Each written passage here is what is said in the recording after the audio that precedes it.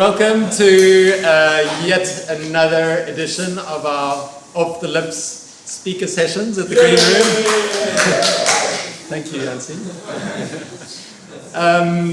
Today we have got Charl Coetzee speaking. Charl is one of our very first clients. And the interesting thing about Charl is each time I bump into Charl in the passageway, even for a quick casual conversation, I feel like I'm having a tutorial. I want to take notes because I learn so much every time I have a brief interaction with Charl. So I'm super stoked that he's going to share a much bigger chunk of his valuable time with us today, talking about the wisdom economy. Charl will talk, and afterwards we'll have the Q&A session like always. So keep your questions, and over to you, Charl. Thanks. Awesome.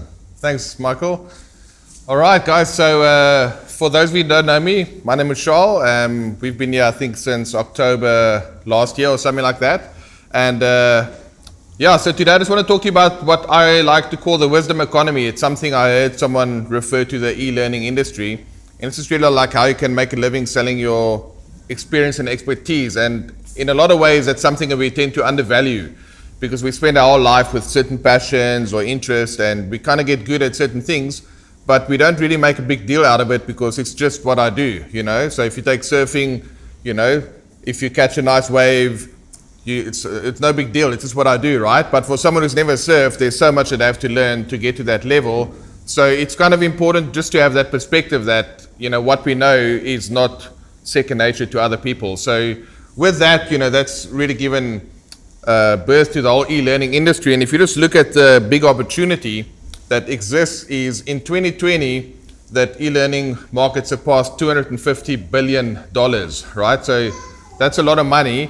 And in terms of the growth for that, they're expecting that to go to $450 billion in 2026, and some people even reckon $1 trillion by 2027. So if you look at those numbers, it's massive opportunity, and we have the power of internet. COVID actually did us a favor with a lot of video streaming and virtual events and those kind of things. So the world at large is kind of poised for all of that. So that's a massive opportunity, but with all opportunities you have challenges, right? So the challenge is it's like super crowded, because now everybody, it's leveled the playing field, right? You don't have to book a big event venue to hold an event. You can just do those things virtually now.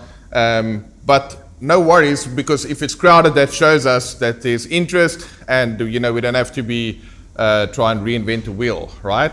So with that, the second challenge is, well, if there's so much free information online, you can Google anything and just learn anything you want. Why would people pay money for that?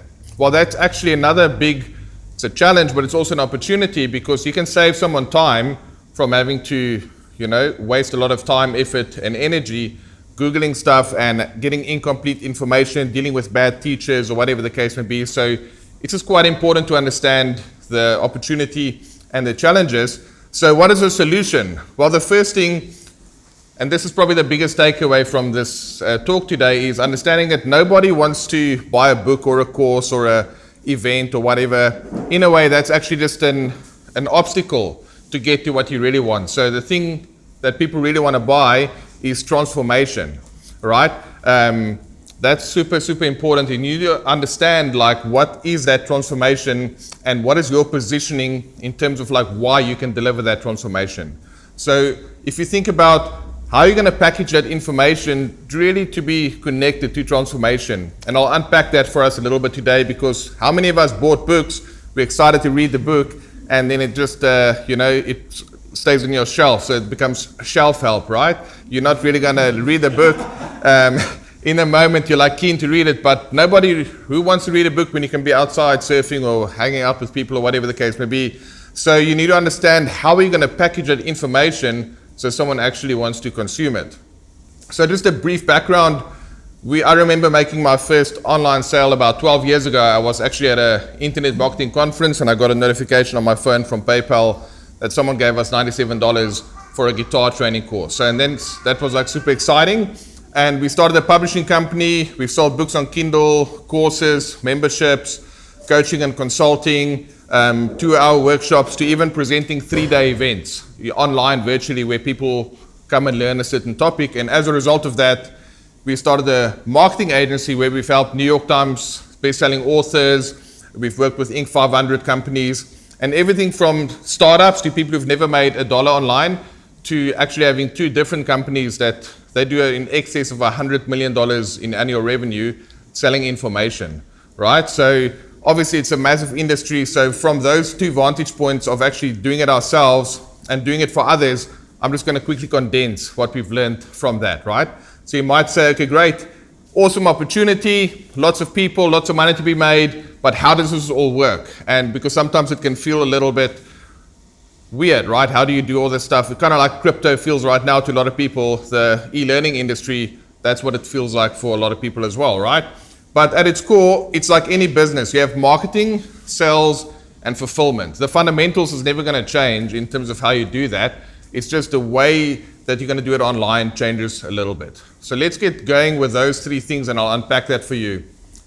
Marketing is really super important. That's where we diagnose and attract. So a lot of people think if I'm going to sell something, I'm just going to go ahead and I'm going to write a book, I'm going to create a course. But that's the wrong approach, because you first need to know, like, who is it that you're going to help, right?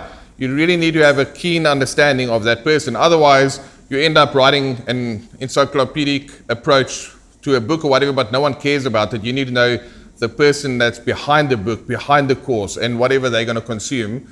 So what is that transformation that they want to experience, right?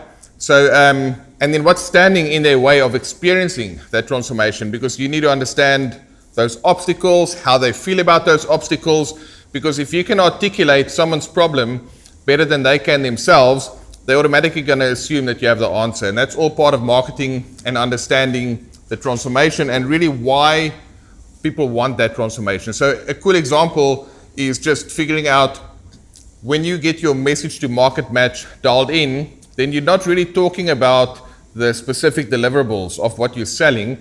You're talking about the transformation. I'm going to give you an example of that in a second.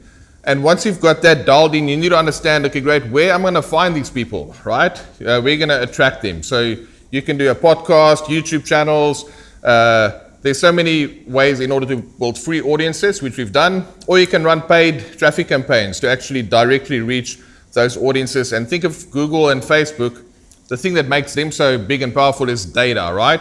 So if I wanted to go to Google and say, I want to find people who want to learn to play guitar, I want to find people who want to start a business in this industry, in that country, that age group, that gender, with that past buying behavior. I mean, you can drill down to all these things and you go ahead and find that market through either content marketing or you're going to run paid traffic.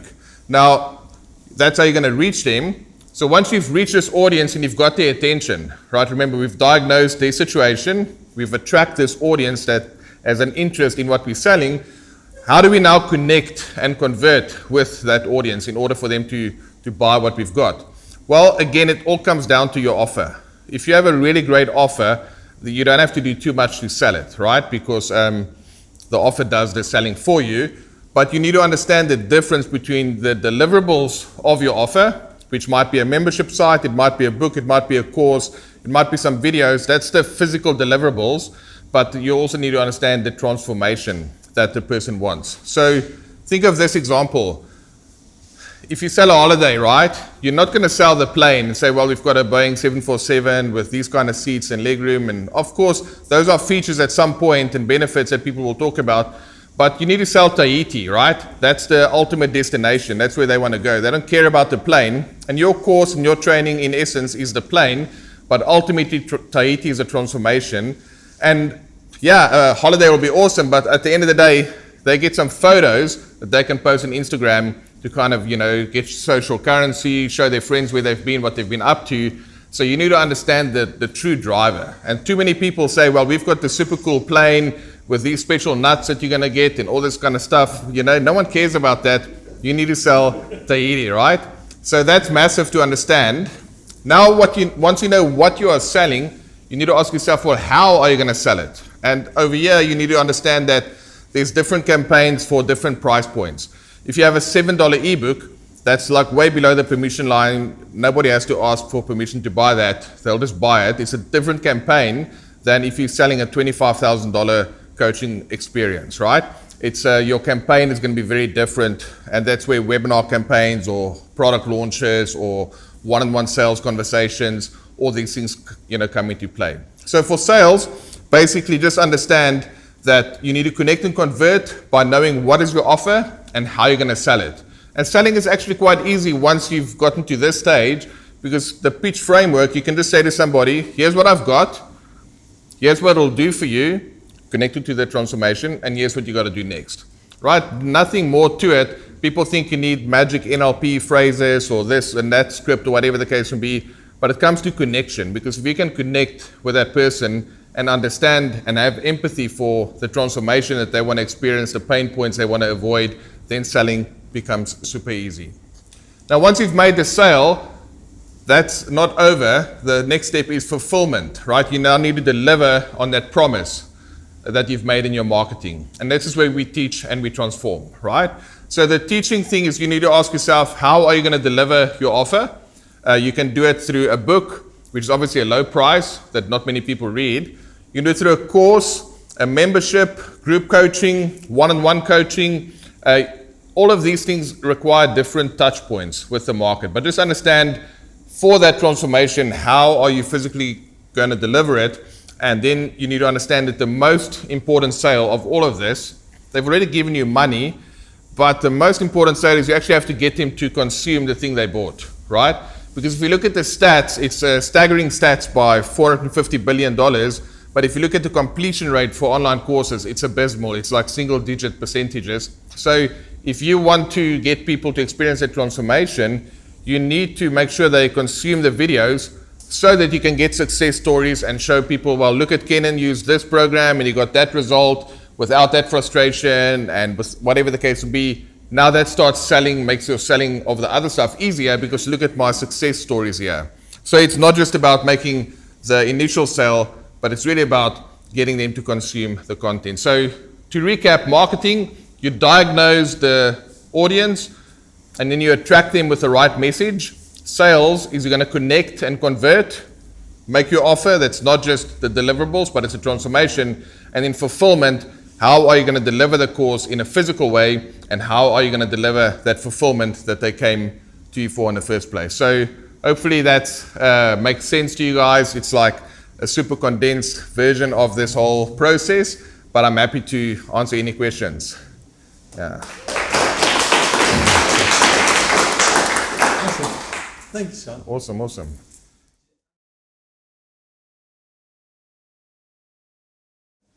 Yeah, that's a great question.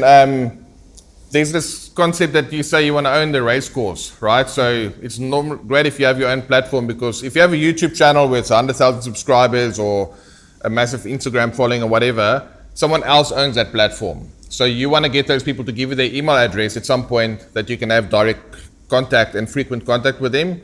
And for me, it's the same with the platform. When it comes to Udemy or Skillshare or all those kind of things, there's some other dude that owns that platform, so you're going to get a small percentage of that. It's better for you to get the platform that you own, that you don't have to pay percentages and whatever. And I know that Udemy, they've kind of trained people the only time they buy stuff when there's a massive discount or massive sale. So I like to control the platform. And when it comes to the platforms to deliver the stuff, whether you have videos or live streaming or whatever the case may be, there's a bunch of platforms that are pretty good.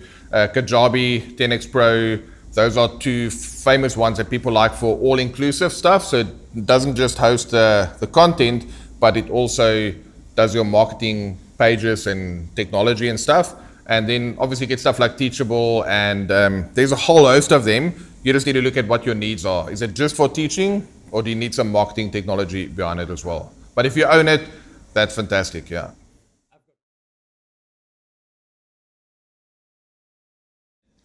Yeah, I think like everything, there's going to be pros and cons. One of the pros for us in South Africa is that if you earn dollars, it goes a lot further here in South Africa than what it would do if you lived in San Francisco, where it's like, or even Sydney. You know, some of those first world countries are like massively expensive. So we have that benefit, where if you get $1,000 to someone overseas, that's not much money, but to you, you know, every 15,000 Rand, you'll notice that, right? So that makes a difference, number one. I feel that as South Africans, we are quite a resilient nation and the fact that we are the Rainbow Nation, for me at least, whenever I meet people, whether it's from all over, from Australia, Europe, UK, and then obviously America, and everywhere in between, it's quite easy for us to interface with other cultures and so forth. So that's great. The only downside, I would say, is just time, because if you've got clients in Australia, by the time you walk into your office, it's already 4 or 5 p.m. that side. Then obviously Europe and all that stuff is our time zone, and then you get to Eastern Standard, which is cool. The workday is still overlapped. Central, just about. You get to Mountain and Pacific, you're already gone home, and then they only wake up, and then Hawaii is another 12-hour difference. So that's the only challenge, but again, you can organize your stuff accordingly. I haven't figured that one out yet, but it's just about boundaries, right? So, but it's just, yeah, that's great. And previously you had to do a lot of traveling for the connection networking, but that's obviously not happening now, and people have gotten used to the virtual thing, which is a massive help. Yeah.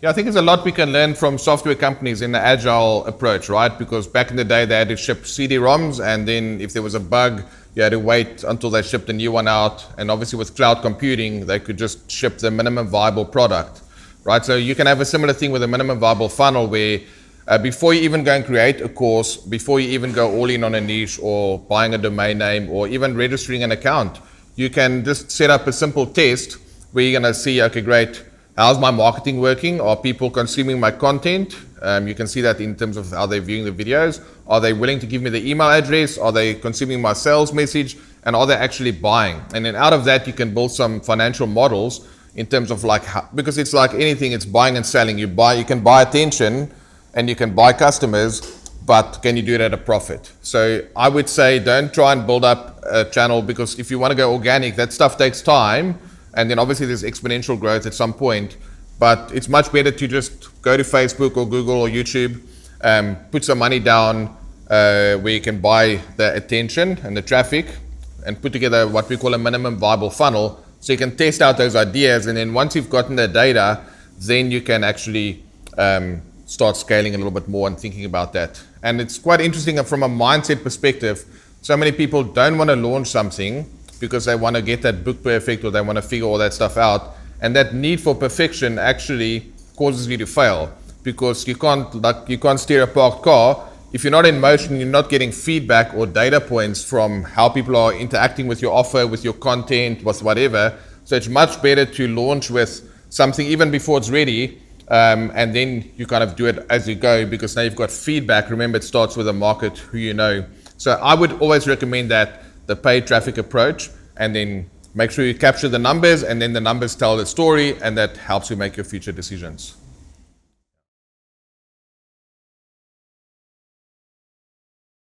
Yeah, I definitely think so. It goes back to that pitch. Here's what I've got, here's what it'll do for you, here's what you got to do next. So a lot of people are overqualified because they've got this big degree or whatever without any experience, and that actually counts against them. Like, I've got no degrees in marketing, I've got a degree in music. No one ever asked me to see my degree, or no one ever asked me to see my training in marketing or whatever. So this comes about really understanding your market and communicating well to them. But to your point, if you want to go into a more corporate environment or whatever the case would be, not having your own business, then that's the kind of stuff you put in your CV. I've worked in this industry, I've got those results at this training. So then they're going to see that there's experience. So you need to learn how to sell your experience to your employer in the same way that you would sell it to someone to buy a course or training. So, and I think people would, I don't think they would care so much about, again, if you look at the deliverables, that would be, I did a course on Udemy, or I did a course on Skillshare, or I took a Google project management certification thing or whatever. That's like the deliverable, but the transformation is, I led this company and that team to grow revenue that much. We spearheaded a new project in this thing and that, whatever the case may be.